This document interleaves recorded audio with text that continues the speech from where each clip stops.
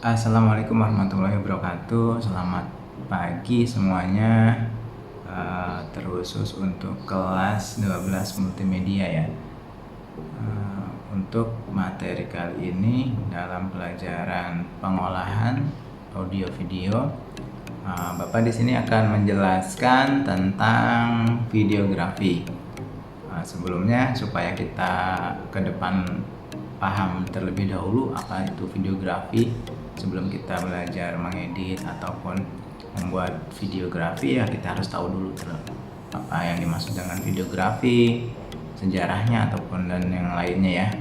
Oke, dimulai dari pengertian terlebih dahulu. Untuk pengertian videografi, kalau misalkan istilah video kita udah sering dengar ya. Kalau videografi kita mungkin apa sih gitu videografi itu. Nah, jadi di sini videografi itu merupakan suatu media yang digunakan untuk merekam kejadian ataupun momen yang kemudian dirangkum dalam suatu gambar maupun suara.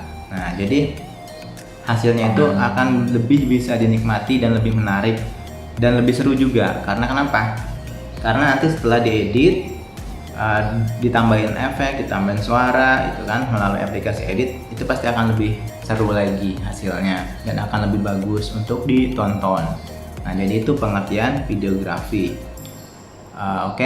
Selain tujuannya untuk membuat video semakin menarik, semakin bagus, videografi juga bisa bertujuan ya, dibuat dengan tujuan yang akan dilihat di kemudian hari atau di masa yang akan datang. Misalkan kita sekarang punya ada momen apa, misalkan acara HUT RI gitu kan ya sebentar lagi.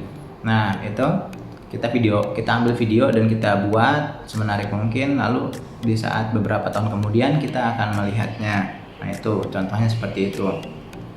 Terus ada lagi, sekarang kalau videografi itu dibuatnya bisa perorangan ataupun kelompok ya, karena sekarang udah canggih juga kan, era yang sangat modern dan kemajuan teknologi.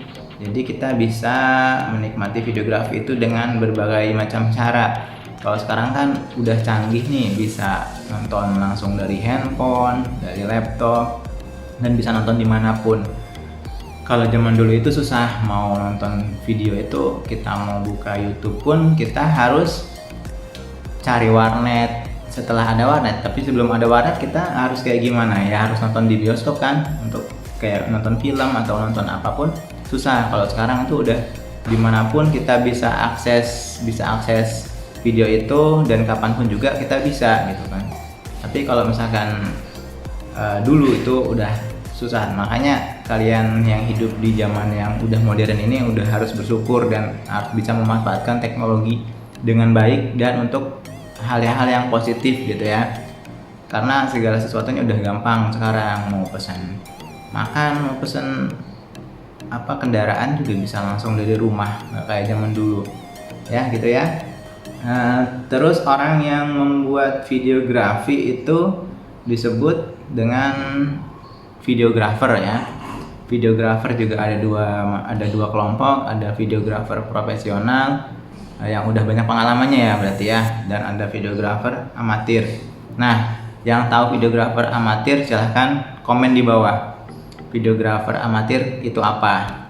Lalu zaman sekarang juga masih ada videografi analog dan videografi digital. Nah, itu juga silahkan yang tahu komen di bawah, videografi analog itu apa, videografi digital itu apa. Oke.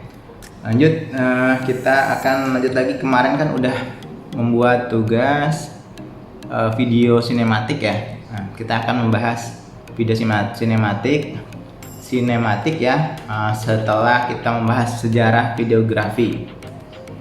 Nah, dulu sejarah videografi nih ya. Awalnya itu videografi itu ditemukan adanya setelah ditemukannya kamera fotografi ya kan. Jadi kalau nggak ada kamera kan nggak akan ada videografi ya. Nah, terus terjadi itu pada sekitar abad 16 sampai 17 dari sebuah kota berbahan kayu. Juga pada salah satu bagian kota tersebut terdapat lensa. Jadi dulu itu kameranya dari kotak kayu, ada lensanya gitu ya. Lensa nama lensanya itu obscure ya. Kalau misalkan Bapak salah ataupun ada yang lebih tahu silahkan dikoreksi di bawah. Itu yang merupakan lubang kecil pada posisi berada tepat di tengah-tengah kotak. Jadi kayak kotak, terus ada lensanya, ada lubang kecilnya itu di tengah-tengahnya gitu ya. Itu terus lanjut ke itu pas awal ditemukan kamera fotografi. Terus setelah itu ada sejarahnya, itu era film siluloid ya, sejarah era film siluloid. Itu apa siluloid? Nah, jadi hasil dari videografi itu kan gambar nih, gambar yang dinamakan still picture, gambar tetap, jadi ya kan. Jadi gambarnya kan gitu-gitu aja, kalau udah direkam hasilnya begitu ya udah begitu gitu kan. Jadi dulu itu cuma gambar aja, bukan gerakan gitu. Nah, setelah itu dikembangkan. Semakin berkembangnya videografi, semakin maju adanya film, ada motion picture gitu kan, yang kayak sekarang kan lagi booming juga ya motion picture. Itu yang pertama dilakukan itu oleh siapa? Ada yang tahu nggak? Nah betul, Thomas Alva Edison. Nah beliau sudah menciptakan kinetiskop. Nah itu kinetiskop itu sebuah alat juga ya.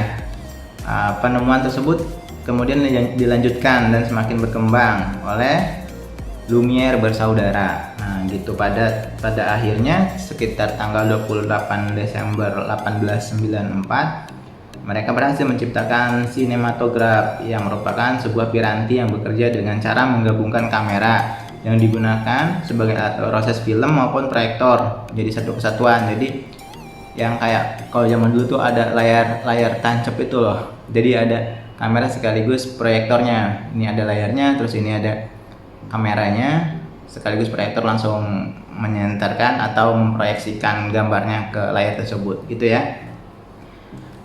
Selanjutnya telekomunikasi. Ini panjang sejarahnya.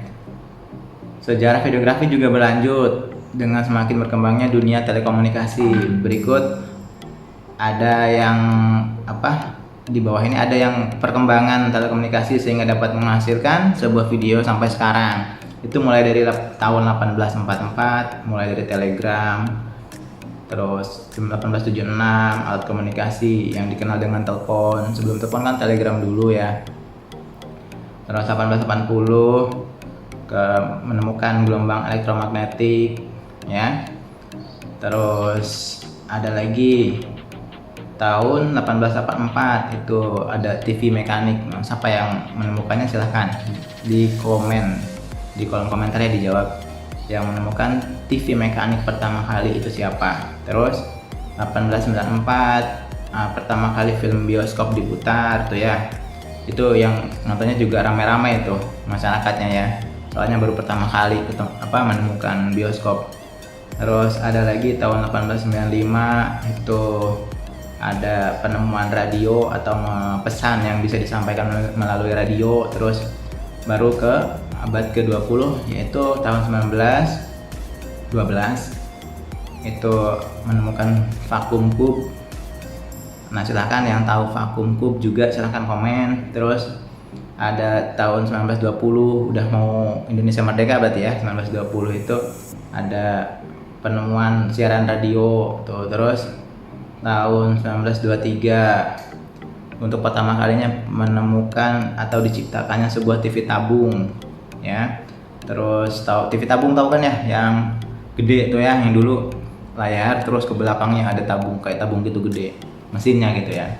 Terus ada lagi tahun 1930 ya, itu membuat televisi pada rumah-rumah gitu tuh ya, udah mulai dipasarkan gitu ya. Terus tahun 1933 itu udah mulai membuat siaran televisi di Amerika. Terus 1941 itu cikal bakal televisi itu dijual sampai sekarang, itu tahun 1941 gitu.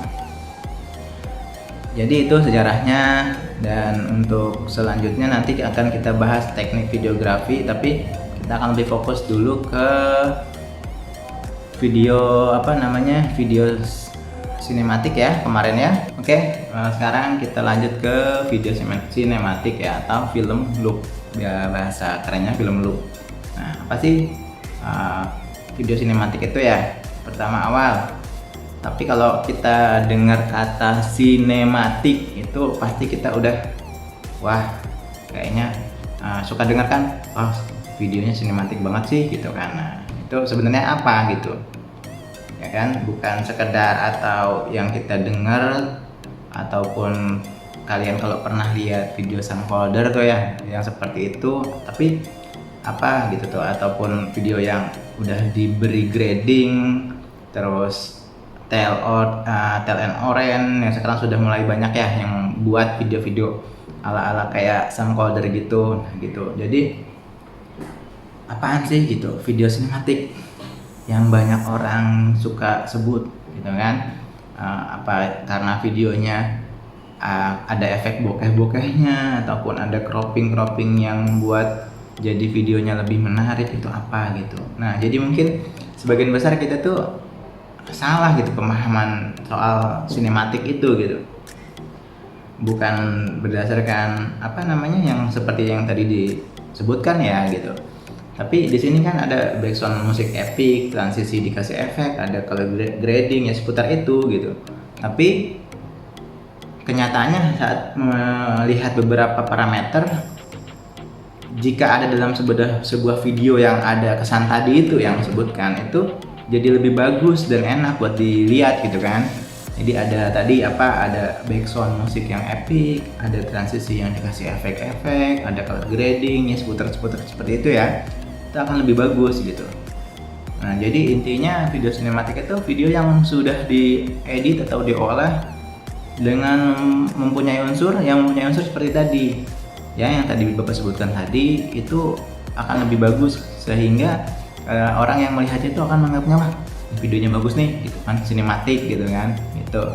Jadi yang kalau kita kemarin udah suruh buat itu masih ada sih beberapa yang setelah Bapak lihat itu yang masih ya biasa gitu, normal, bukan video sinematik gitu ya. Jadi harus memperhatikan faktor-faktor tertentu untuk membuat video sinematik. Gimana gitu kan kita harus buatnya gitu, apa aja yang harus diperhatikan gitu kan sebelum membuat video sinematik gitu kan. Nah, jadi yang harus diperhatikan itu mulai dari visual itu ada warna ya, ada warna pertama. Terus ada kecerahan, kontras ya, ketajaman, ada motion blur, ada ruang yang tajam gitu. Terus ada lagi efek optik. Efek optik itu efek dari kamera terus atau dari lensa. Ada dari vignette, ada tata pencahayaan, dan kamera movement. Kamera movement itu pergerakan kamera. Nah, dari hasil shoot yang kita lakukan dengan kamera apapun, kalau kita diolah sedemikian rupa biar tampilannya mendekati kualitas yang bagus gitu kan dengan format film ya. Ya, terus kita proses dapat dikasih color grading, tapi pokoknya udah dipersiapkan dengan dari awal, itu akan menjadi sebuah video yang bagus gitu ya. Lalu apalagi? Nah, jenis kamera sekarang, jenis kamera yang digunakan untuk membuat video sinematik itu bukan harus kamera yang wah, bukan kamera yang mahal seperti Sony atau Canon atau apa. Pakai smartphone pun bisa sekarang kan. Sekarang itu smartphone udah canggih, kameranya pun hampir menyamai, bahkan ada yang sudah menyamai atau lebih dari kamera digital. Makanya kalau sekarang mau beli kamera digital itu jangan beli yang 10 juta, 5 juta apalagi gitu ya. Beli yang 100 juta. Kenapa? Karena kalau kita beli yang 5 juta atau 10 juta itu kalau dibandingkan dengan kamera handphone itu akan nggak jauh beda gitu. Jadi makanya kalau mau beli kamera sekalian yang 100 juta ke atas gitu ya, biar supaya ada perbedaannya yang sangat signifikan gitu ya. Nah, jadi jenis kamera itu terus sekarang kan di kamera smartphone pun udah ada mode manualnya biasanya kan, yang untuk mengatur ISO dan sebagainya itu udah ada di kamera smartphone gitu ya. Kita lanjut dulu ya, lanjut ke untuk jenis kamera. Jenis kamera tadi, kalaupun kita pakai kamera yang dibuat khusus untuk membuat video sinema, tapi kalau misalkan kita masih belum paham hal-hal yang tadi kita sebutkan, itu percuma gitu, nggak akan menghasilkan cinematic look atau video yang terlihat sinematik gitu ya. Jadi gunakan kamera smartphone pun bisa, yang penting kita sudah memahami unsur apa aja yang harus ada dalam sebuah video tersebut. Oke, gitu ya. Jadi untuk materi kali ini sampai di sini dulu, dan bagi teman-teman yang tadi tugasnya masih Bapak sebutkan masih kurang ataupun masih bukan termasuk video sinematik, boleh membuat ulang yang lebih bagus lagi. Durasi tidak harus lama, yang penting ada unsur-unsur yang tadi disebutkan. Bagi siapapun juga yang mau mengoreksi apabila ada kesalahan, silahkan koreksi di kolom komentar.